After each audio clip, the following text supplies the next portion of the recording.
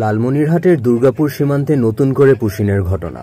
4 শিশু, 3 নারী ও 3 পুরুষ সহ 10 জনকে আটক করেছে বাংলাদেশ বর্ডার গার্ড বিজিবি।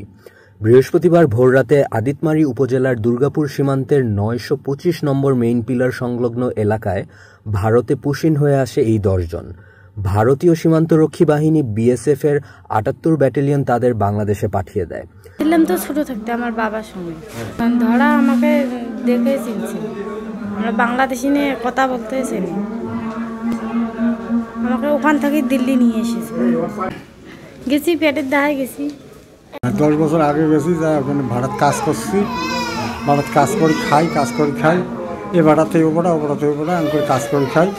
পরে আমাকে পুলিশ পাকড়াল, আওতে চিত পায়, পরে পাকড়াল আনলো দিল্লি নিয়ে, দিল্লি থেকে বাসে করে নিয়ে গেল এয়ারপোর্ট তুলি দিয়ে আমার আনে নামান কি গৌহাটি না কি কথা করলে ওই জায়গার নামে ওখান থেকে বাসে আনছে, বাসে আনিয়ে তারপরে আয়ত আনিয়ে আমাকে বর্ডার ছাড়ি দিয়ে এদি যাও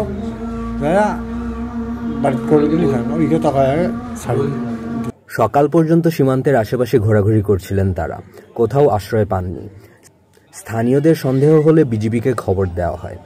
দুর্গাপুর বিওপি ক্যাম্পের বিজিবি সদস্যরা ঘটনাস্থল গিয়ে তাদের আটক করেন। বিজিবির প্রাথমিক জিজ্ঞাসাবাদে আটক ব্যক্তিরা জানিয়েছেন তারা সবাই কুড়িগ্রামের ফুলবাড়ী উপজেলার বাসিন্দা। 10 বছর আগে কাজের সন্ধানে ভারতের হরিয়ানায় পাড়ি জমিয়েছিলেন। সম্প্রতি বিএসএফ তাদের ধরে নিয়ে সীমান্ত দিয়ে বাংলাদেশে পুশিন করে। ফুলবাড়ী থানার বড়ভিটে ইউনিয়নের 6 নং ওয়ার্ডের মেম্বার আমি। আমার ওয়ার্ডের মন্টু রায় ও 10-12 বছর আগে ইন্ডিয়ায় গেছে কাজের উদ্দেশ্যে, ইটভাটায় কাজ করত। তাকে আবার ইন্ডিয়ান পুলিশ এবং বিএসএফ ওরা বাংলাদেশে পাঠিয়ে দিয়েছে। এই কারণে আমি তাদেরকে নেওয়ার জন্য, রিসিভ করার জন্য এখানে আসছি।